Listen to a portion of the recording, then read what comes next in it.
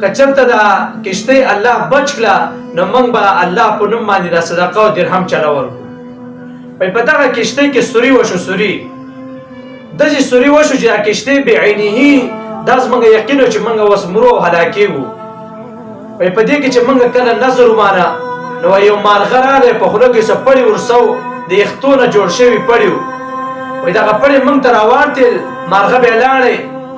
موږ هغه پړي په هغه سرو کې او په هغه غارونو کې کېغوسته او خښت یې پرې وتړلې، کمې چې پټې وې هغه پټې یې پرې وتړلې مضبوطې مضبوطې. کښتۍ بچ شوه.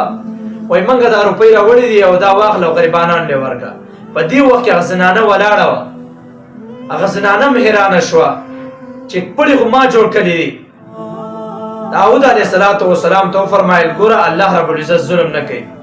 الله په هر شي کې حکمت وي. ستا یې پړي ویوړه، مارغه راغی پړي ویوړه، وګوره دا کسان پې بچ شو. دې کسانو څومره پیسې چې راوړې دا ستا د 3-4 کالو پیسې دي. دا ستا د ټولو بچو د ټول عمر کېږي. دومره پیسې تاله راوړې. نو وګوره تا به ګټه کوله 10 روپۍ او دې تاله درکړې په تقریبا 1000 او 2000 دینار یې له درکړه. دا ولې؟ الله رب العزت په چا باندې ظلم نه کوي. دغه زنانه وې الله په ما باندې ظلم کړی دی. داود علیه السلام ته وفرمایل الله ظلم نه کوي. دا الله ظالم نه دی خوښ، نو ظلم به څه وکړي؟